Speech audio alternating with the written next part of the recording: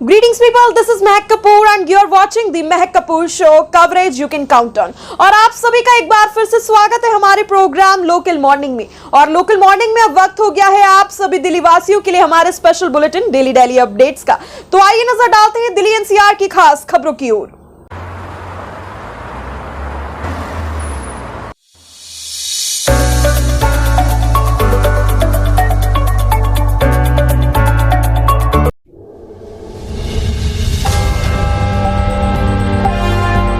दिल्ली में बादलों के पहरे के बीच लगातार 5 दिन तक होगी बारिश, जाने मौसम विभाग की भविष्यवाणी।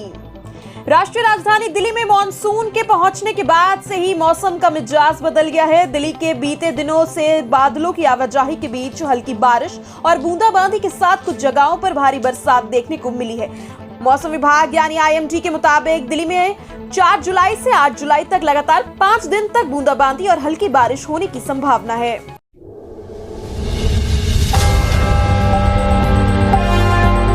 छोटा ने दोनों हाथों से मूसेवाले पर की थी अंधाधुंध फायरिंग। बिश्नोई बराड़ गैंग का है सबसे युवा शूटर। दिल्ली पुलिस की स्पेशल सेल को सिद्धू मूसेवाले हत्याकांड में एक और बड़ी सफलता मिली है। स्पेशल सेल के सिद्धू मूसेवाले की हत्या में शामिल शार्प शूटर अंकित व शरण देने वाले सचिन भिवानी उर्फ सचिन चौधरी को गिरफ्तार कर लिया गया है। अंकित ने दोनों हाथों में पिस्टल लेकर सिद्धू मूसेवाले पर फायरिंग की। सोनीपत का रहने वाला अंकित उर्फ छोटा 19 वर्ष का सबसे युवा शूटर है।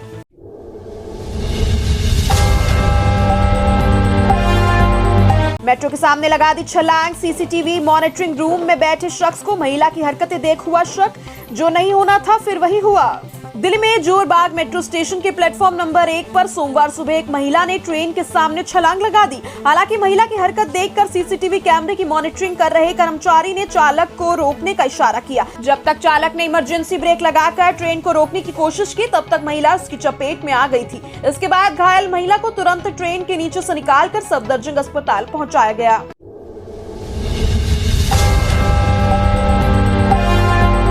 दिल्ली आईटीआई में एडमिशन के लिए आवेदन शुरू। देखिए जरूरी दस्तावेजों की सूची, शुल्क और सब कुछ।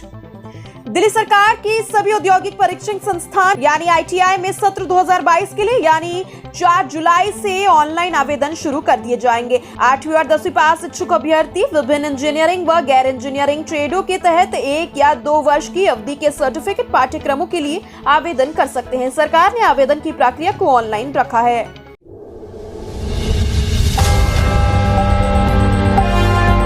दिल्ली विधानसभा मॉनसून सत्र के पहले दिन पास हुए 5 विधेयक। अब बढ़ जाएगा विधायकों मंत्रियों का वेतन। दिल्ली विधानसभा के 2 दिनों का मॉनसून सत्र आज से शुरू हो गया है। सबसे पहले दिल्ली की राजेंद्र नगर विधानसभा सीट से चुने गए आम आदमी पार्टी के विधायक दुर्गेश पाठक ने शपथ ली। सत्र के 2 दिनों में कई विषयों पर चर्चा होगी, कई विधेयक लाए जाएंगे और कई बड़े फैसले लिए जाएंगे। सत्र पर दिल्ली वासियों की निगाहें टिकी हैं।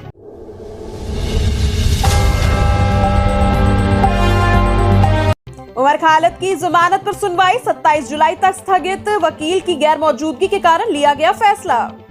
उच्च न्यायालय ने सोमवार को उत्तर पूर्वी दिल्ली हिंसा की साजिश मामले में उमर खालिद की जमानत याचिका पर वकील की अनुपलब्धता के कारण सुनवाई स्थगित कर दी। उमर की वकील वरिष्ठ अधिवक्ता त्रिदीप पेस कोविड की चपेट में है। खालिद ने निचली अदालत द्वारा उसे दिल्ली दंगों 2020 की एक साजिश में जमानत से इनकार के फैसले को हाईकोर्ट में चुनौती दी है।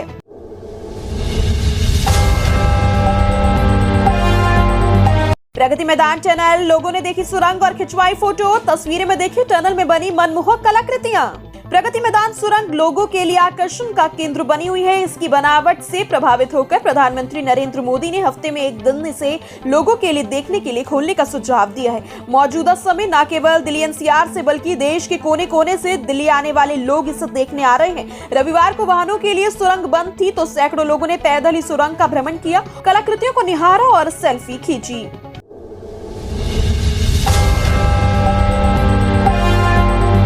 दिल्ली भाजपा आरोप, आम आदमी से खास हो गए सीएम केजरीवाल। चुनावी राज्यों में लोगों को बहलाने के लिए करते हैं झूठे वादे।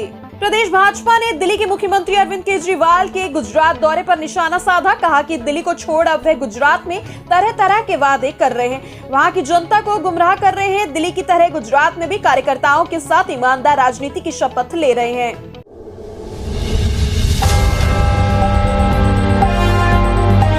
एनएसयूटी विश्वविद्यालय 2000 वर्ग मीटर में विकसित करेगा जोहड़। यहाँ 31,670 क्यूबिक मीटर पानी में बुझ रही धरती की प्यास। Netaji Subhash university of technology यानी एनएसयूटी में प्रकृति को सहेजने की दिशा में कदम बढ़ाया गया।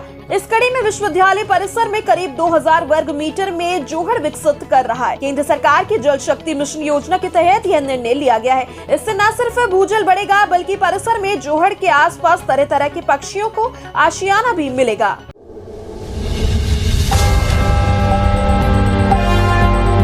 अब खाने के बिल में सर्विस टैक्स नहीं जोड़ सकेंगे होटल रेस्टोरेंट, इस नंबर पर कर सकते हैं शिकायत। होटल और रेस्टोरेंट अब ग्राहकों से खाने के बिल पर सेवा शुल्क नहीं ले सकेंगे। केंद्रीय उपभोक्ता संरक्षण प्राधिकरण यानी सीसीपीए ने सोमवार को होटल और रेस्टोरेंट को खाने के बिल में स्वतः लगाने वाला सेवा शुल्क जोड़ने से प्रतिबंध कर दिया है। इसके बाद भी कोई होटल या रेस्टोरेंट सेवा शुल्क लेता है तो उपभोक्ता इस नंबर पर इस तरह से किसी उल्लंघन की शिकायत कर सकेंगे। बढ़ती शिकायतों के बीच सीसीपीए ने अनुचित व्यापार गतिविधियों और उपभोक्ता अधिकारियों के उल्लंघन को रोकने के लिए यह दिशा निर्देश जारी कर दिए हैं। रोजाना दिल्ली की खास खबरों से जुड़े रहने के लिए चैनल को लाइक, शेयर एंड सब्सक्राइब करना बिल्कुल ना भूलें। और आप हमें कमेंट सेक्शन में अपनी स्टेट और एरिया का नेम जरूर बताएं जिससे हम आप तक आपके एरिया की न्यूज पहुंचा सके। और अगर आप भी अपनी न्यूज हमारे साथ इस बुलेटिन के माध्यम से दुनिया तक पहुंचाना चाहते हैं तो डिस्क्रिप्शन में दिए गए लिंक पर जाएं और हमारे सोशल मीडिया चैनल से जुड़े। और आज के लिए बस इतना ही। आपसे फिर मुलाकात होगी लेटेस्ट अपडेट्स के साथ इसी शो लोकल मॉर्निंग में, only on the Mahak Kapoor show. Coverage you can count on.